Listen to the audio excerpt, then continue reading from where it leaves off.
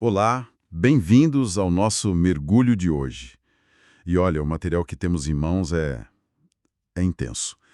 Vamos explorar um dos capítulos mais cinematográficos e angustiantes de toda a Bíblia, Lucas, capítulo 22.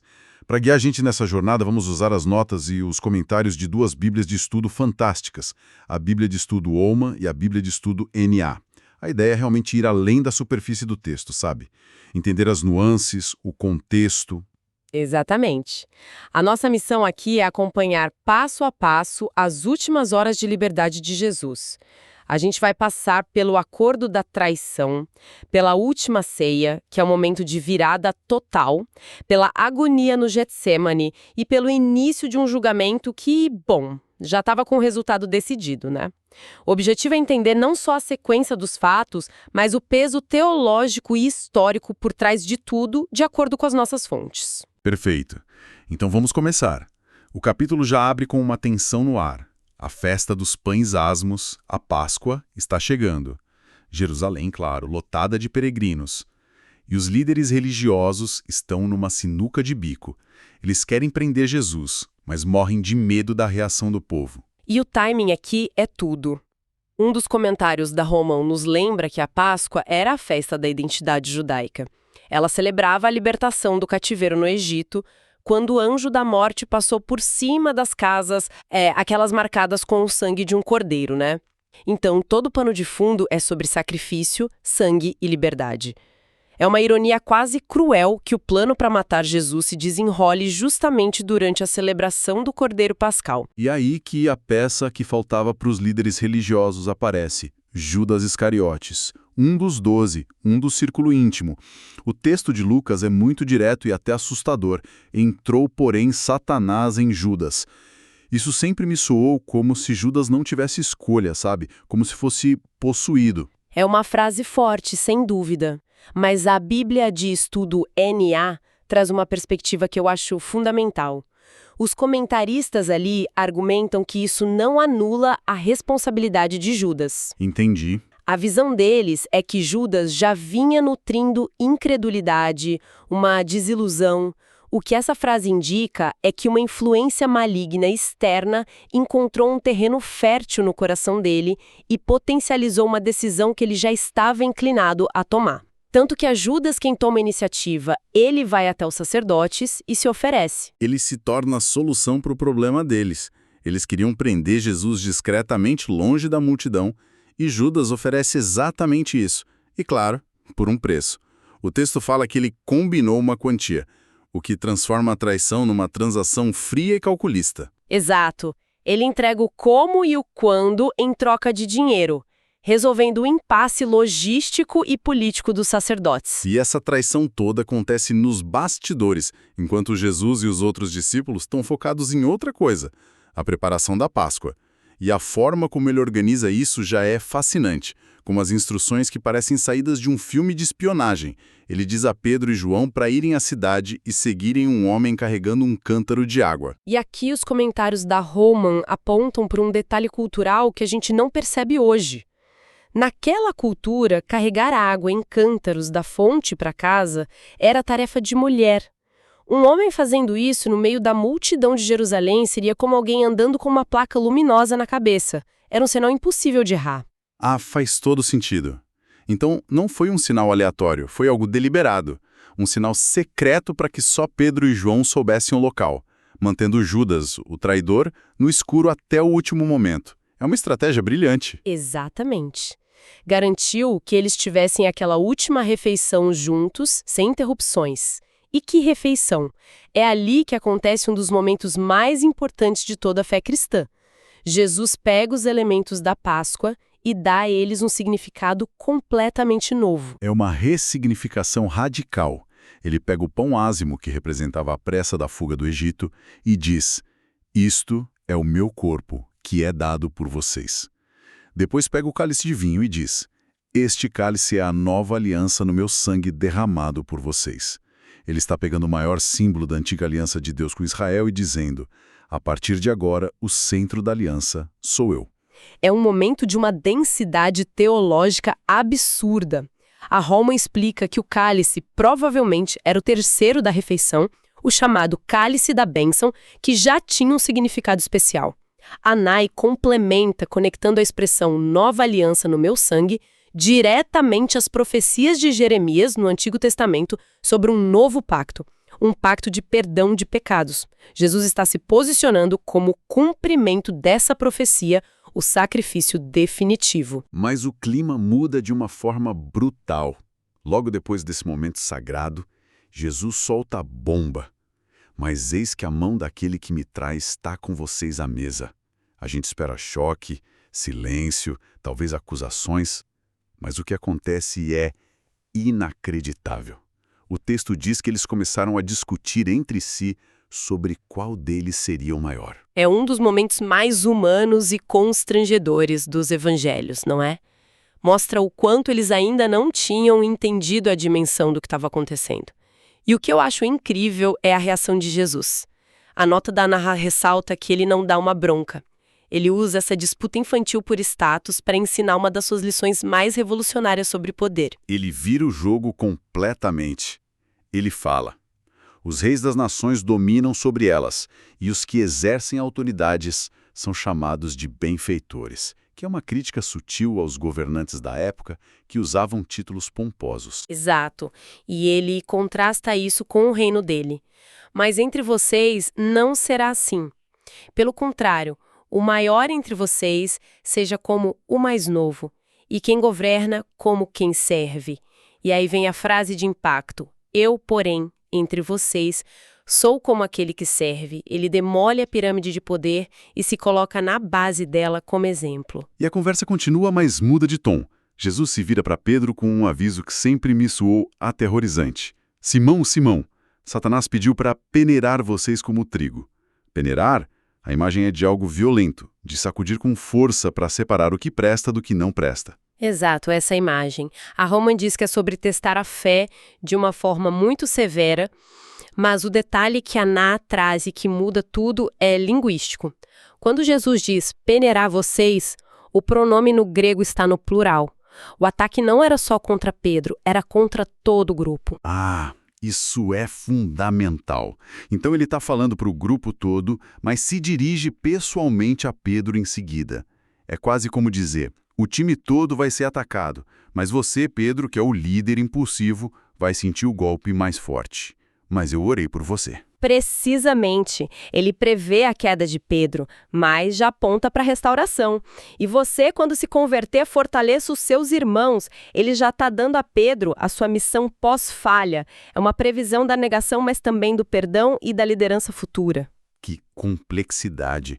Mas a conversa termina de um jeito ainda mais esquisito. Jesus começa a falar sobre bolsa, sacola e sobre vender a capa para comprar uma espada. Essa parte das espadas sempre me pareceu fora de lugar. Ele está falando de servir e de repente manda comprar armas. São extremas. Preparem-se para a hostilidade. A espada seria um símbolo dessa nova realidade perigosa. E a resposta dos discípulos mostra que eles não entenderam nada da metáfora. Eles dizem: Senhor, aqui estão 2 espadas. E Jesus corta o assunto com um basta. Exato. A Oman interpreta esse basta de Jesus como uma expressão de frustração, quase um chega. Vocês não entenderam o ponto, deixem pra lá. Ele percebe que a lição espiritual passou batida e que eles estavam focados no objeto literal, a espada. Essa confusão toda no cenáculo contrasta violentamente com o que vem a seguir. Eles vão para o Monte das Oliveiras e Jesus entra num estado de sofrimento que Lucas descreve de forma muito gráfica. Ele fala de agonia e que o seu suor se tornou como grandes gotas de sangue que corriam até o chão. E aqui o fato de Lucas ser médico pode ser a chave. A Bíblia Holman traz uma observação fascinante. Essa descrição é compatível com um fenômeno médico raro, mas real, chamado hematidrose. Em situações de estresse e angústia psicológica extrema, os minúsculos vasos capilares que irrigam as glândulas sudoríparas podem se romper, misturando sangue ao suor. Uau! Então não é só uma figura de linguagem poética, pode ter sido uma descrição clínica da intensidade do sofrimento dele. Isso torna a cena ainda mais visceral.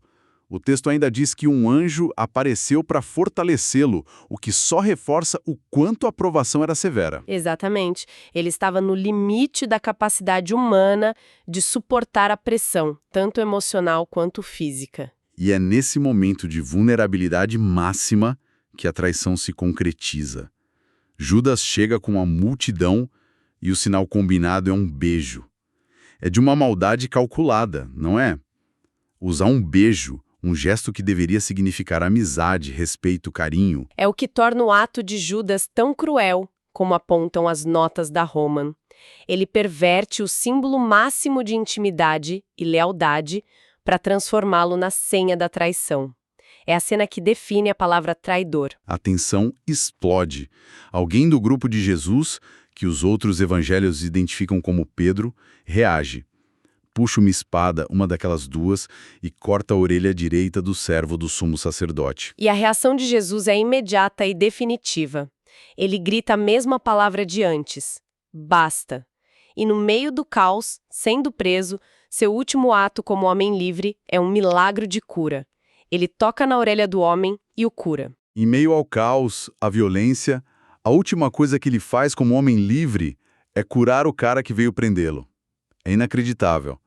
Ele vive sua mensagem até as últimas consequências. É a demonstração final e prática de tudo o que ele ensinou. Nenhuma resistência violenta, apenas redenção e cura. Jesus é preso e levado para a casa do sumo sacerdote.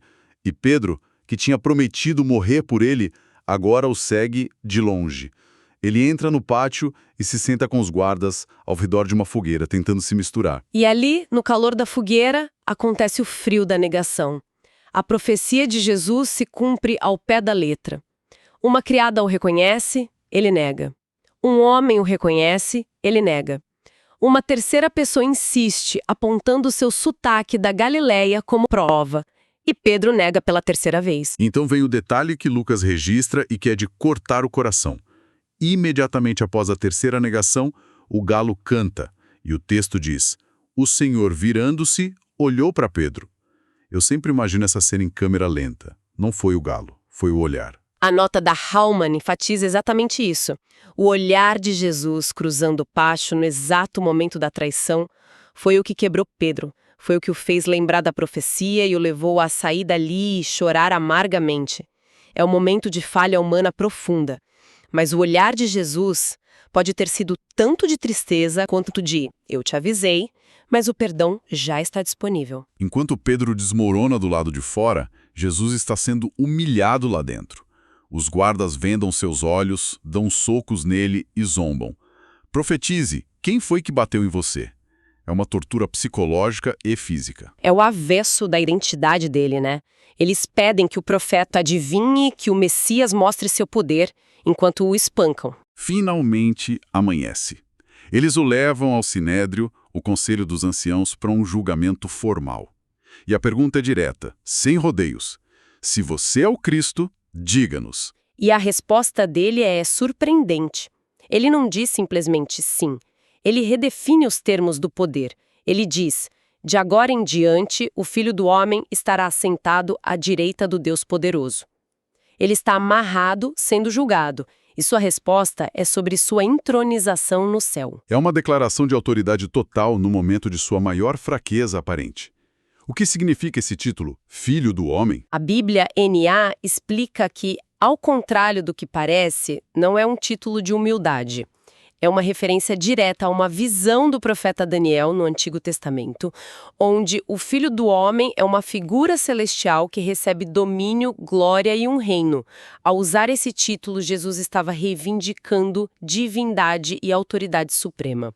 Por isso, eles rebatem na hora: então você é o Filho de Deus. E ele confirma: vocês estão dizendo que eu sou. E para o Sinédrio aquilo foi o checkmate. Não precisamos de mais testemunhas, nós mesmos ouvimos da boca dele. Era a confissão de blasfêmia que eles queriam. Exato, e a Bíblia Holman acrescenta um ponto jurídico crucial. Todo esse julgamento foi uma farsa segundo a própria lei judaica. Um julgamento capital não podia ser feito à noite, nem em dia de festa, e o veredito não podia não ser no mesmo dia. Eles atropelaram todas as regras para garantir uma condenação antes que o povo acordasse. Uau! Então, Ao fim desse mergulho, o que fica? Passamos por um capítulo que tem de tudo: intriga política, traição íntima, a criação de um ritual central para o cristianismo, agonia, falha, perdão e um julgamento manipulado. O que mais me impressiona é o jogo de contrastes. A festa da liberdade, a Páscoa, se torna o cenário da prisão. A disputa por grandeza é respondida com o ideal do servo. A lealdade prometida por Pedro se desfaz em negação. Mas a soberania de Jesus se afirma justamente quando ele está acorrentado. Ele nunca pareceu tão no controle como quando estava se entregando. É verdade. A análise termina com a condenação dele. Pelos padrões do mundo, é uma derrota absoluta. Ele foi traído, abandonado, negado, humilhado e condenado. E ainda assim, a última fala dele nesse julgamento não é de defesa, não é um pedido de misericórdia. É uma declaração de poder e glória futura. Fica aqui uma reflexão. Como a nossa ideia de força e vitória muda quando olhamos para alguém que declara sua autoridade máxima no exato instante em que está sendo entregue para a morte?